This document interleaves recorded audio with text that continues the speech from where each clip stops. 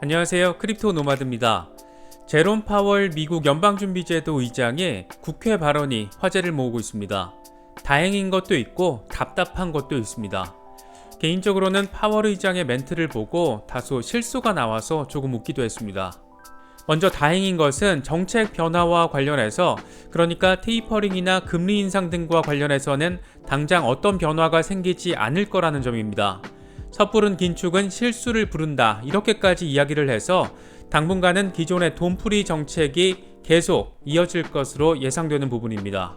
답답한 것은 CBDC가 있으면 비트코인이 필요 없다는 발언입니다. 그래도 세계 경제를 움직이는 미국이라는 나라의 연방준비제도 이사회 의장이라는 인물인데 왜 이런 다소 무지해 보일 수 있는 발언을 하는 것일까 한 번쯤 생각해 볼 필요가 있어 보입니다. 파월이 다소 갑갑해 보이는 이야기를 하자 디파이가 세계 경제를 바꾸는 건 시간 문제다, 이런 전망도 나왔습니다. 뭐든 중앙화시키려는 은행과 이걸 깨부수려는 블록체인, 참 많은 생각거리들을 안겨주는 것 같습니다. 이 밖에도 하루도 지나지 않아서 참 많은 뉴스들이 쏟아지고 있습니다. 그 중에서도 그래도 알고 있으면 좋을 것들을 추려서 그 배경과 의미들을 짚어보도록 하겠습니다. 각각의 이슈별로 살펴보고 있는 만큼 영상을 끝까지 시청해 주시면 더 좋을 것 같습니다. 본격적인 시작에 앞서서 좋아요와 구독, 또 알림 설정을 부탁드리겠습니다. 영상 제작에 큰 도움이 된다는 말씀 함께 드립니다. 그럼 시작하겠습니다. 제롬 파월 연방준비제도 의장이 국회에 출석해서 CBDC가 있으면 비트코인이 필요 없다, 이렇게 밝히면서 주목받고 있습니다. 파월 의장은 디지털 화폐가 생긴다면 스테이블 코인도 가상화폐도 필요 없어질 것이다. 이것이 디지털 화폐에 찬성하는 강한 논거 가운데 하나라고 생각한다 라고 밝혔습니다.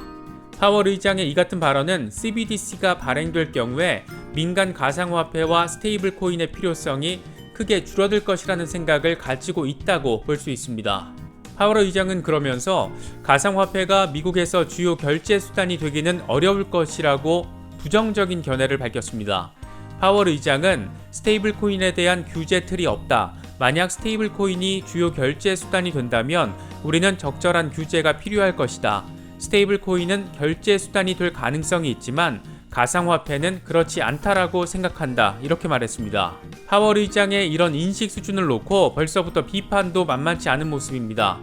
가상화폐에 대한 이해 자체가 부족하다는 것이 여실히 드러났다, 이런 평가가 업계 안팎에서는 나오는 모습입니다. 타일러 윙클보스 제미니 거래소 공동 창업자는 달러는 금을 쓸모없게 만들었지만 디지털 달러는 비트코인을 쓸모없게 만들지 않을 것이다. 연준의 양적 완화 정책은 비트코인의 효용성을 더 커지게 만들었다 라고 말했습니다. 양적 완화를 통해 달러의 가치는 계속 낮아지고 비트코인의 가치는 계속 높아지는 상황을 설명한 것으로 해석됩니다.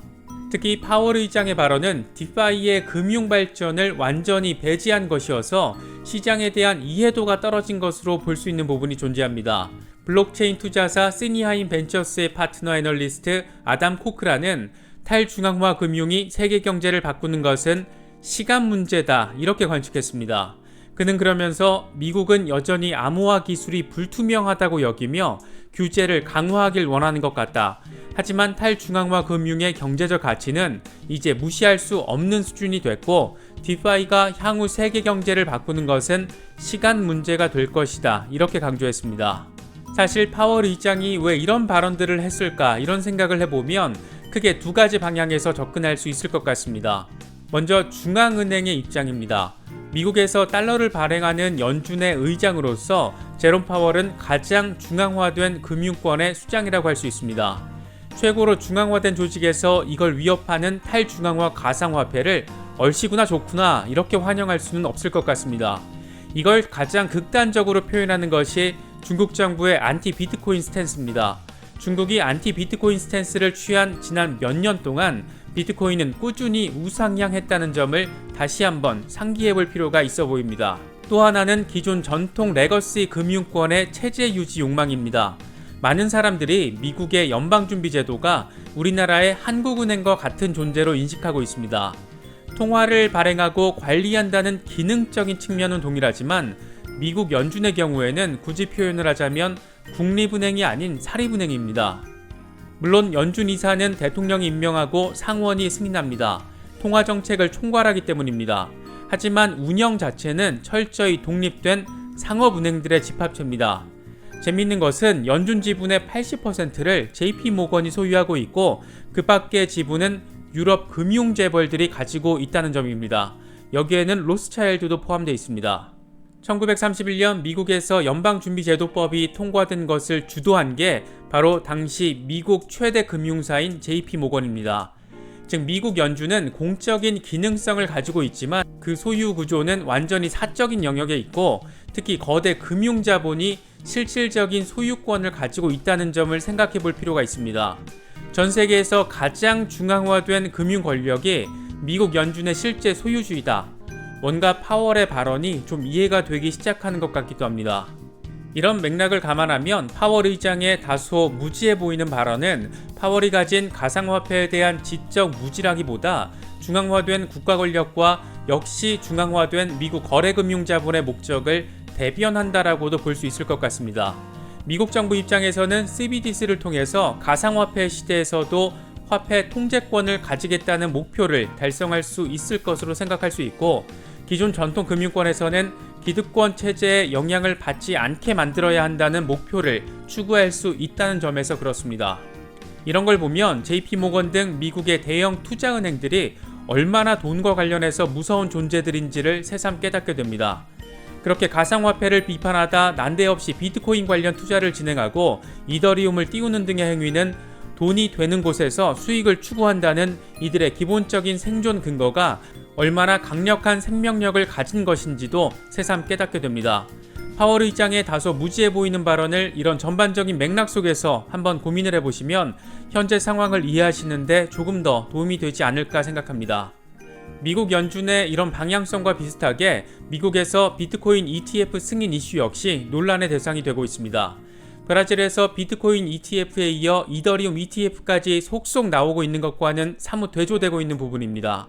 이런 가운데 뉴욕 암호화폐 전문 투자 운용사 윌셔 피닉스의 창업자 윌리엄 카이는 비트코인 ETF가 내년에도 SEC의 승인을 받지 못할 거라는 전망을 내놔서 주목받고 있습니다. 그는 최근 ETF.com과의 인터뷰에서 비트코인 ETF가 언젠가는 미국 당국의 승인을 받게 될 것이라고 믿는다. 다만 올해 혹은 내년에는 어려울 것이다. 이렇게 말했습니다. 반면 억만장자 암호화폐 투자자인 갤럭시 디지털의 창업자 마이크 노보그라츠는 비트코인 ETF가 내년 1분기에 승인될 것이라고 전망했습니다. 그는 게리 겐슬러 위원장은 암호화폐에 우호적이지만 현재 그에게는 우선순위가 더 높은 일들이 있다. 비트코인 ETF 통과를 내년 1분기쯤으로 보고 있다. 직감으로는 올해 4분기도 될 수 있다. 이렇게 예상했습니다. 노보그라츠는 최근 여러 인터뷰를 통해서 같은 입장을 계속 지속적으로 반복하고 있습니다. 나름 이 시장에서 이름값 한다는 전문가들의 전망이 엇갈리는 가운데 SEC는 위썸트리 비트코인 ETF 승인 기한을 재차 연기했습니다. 현재 SEC에는 12개 이상의 비트코인 ETF가 승인 신청된 상태인데 하나도 빼놓지 않고 계속해서 연기 결정이 이루어지고 있습니다. 언제 어떻게 될지는 모르겠지만 세계적으로 확산되고 있는 금융상품을 언제까지 미국 SEC가 승인을 연기하면서 대응할지 주목되고 있습니다. 역시 비트코인 ETF 승인 신청을 해놓고 기다림의 시간을 보내고 있는 아크인베스트의 돈나무 언니 캐시우드가 이번에는 비트코인을 ESG 관점에서 평가했습니다. ESG는 환경보호와 사회공헌, 윤리경영을 의미하는 요즘 업계에서 유행하는 단어로 꼽을 수 있습니다. 기업의 성과를 돈벌이의 관점에서만 보는 것이 아니라 비재무적인 성과에 따라서 평가를 해야 한다는 것으로 특히 팬데믹 이후에 더 주목받고 있는 기업의 생존 전략으로 평가받기도 합니다. 돈나무 언니 캐시우드는 CNBC에 출연해서 비트코인 채굴의 50에서 65%가 중국에서 발생하며 일부 채굴을 분산시키는 것이 더 건전한 현상이라고 언급했습니다. 그러면서 비트코인 채굴은 아마도 유틸리티 생태계의 일부가 될 것이고 재생에너지를 다른 경우보다 빠르게 확산시킬 것이다. 투명성과 더불어서 ESG 거버넌스 측면에서 비트코인보다 나은 건 없다. 이렇게 강조했습니다. 돈나무 언니의 주장을 늘 동의하는 건 아니지만 사람이 살면서 이 정도의 확신을 가질 수 있다는 것은 이런 대상을 찾았다는 것은 참 부럽게 느껴지는 부분이기도 합니다. 7월 15일 비트코인 공포 탐욕 지수는 20을 기록하면서 여전히 극단적 공포가 지속되고 있습니다. 다소간의 오름세와 내림세는 있지만 그 범주가 여전히 극단적 공포 레인지 안에 있다는 점에서 투심 역시 지속적인 횡보를 하고 있는 모습입니다. 그래도 여러 온체인 데이터 지표가 곧 긍정적인 변화가 올 가능성에 대해서 이야기를 해주고 있는 만큼 좀 더 기운 내시면서 시장을 바라보실 수 있으면 좋겠습니다. 마음의 고요를 유지한다는 것은 아무리 훌륭한 성인이라고 해도 전 생애를 걸쳐서 죽을 힘을 다해서 노력해도 얻을까 말까 그런 가치라고 합니다. 그만큼 고요를 느끼고 사색을 하고 정신을 집중한다는 것이 얼마나 어렵고 또 가치 있는 일인지를 느낄 수 있는 부분입니다. 시세가 떨어지면 안절부절 못하는 자산관리사에게 고요의 시간이 권유된다고 합니다. 내 통제권 밖의 상황을 내 마음으로 통제를 하려고 하다 보면 결국 경제적이든 심리적이든 손해가 발생할 수밖에 없다는 겁니다. 고요에 다가서는 것에는 산책만 한 것이 없다고 하는데 마음이 어려우시다면 저녁 노을이 질 때쯤에 산책을 하시면서 마음을 조금이나마 안정시키시는 것도 괜찮은 방법이 아닐까 생각합니다. 이번에 준비한 영상은 여기까지입니다. 영상이 도움이 되셨다면 좋아요와 구독 또 알림 설정을 꼭 부탁드리겠습니다. 언제나 성투하시기를 기원하겠습니다. 시청해주셔서 감사합니다. 지금까지 크립토 노마드였습니다.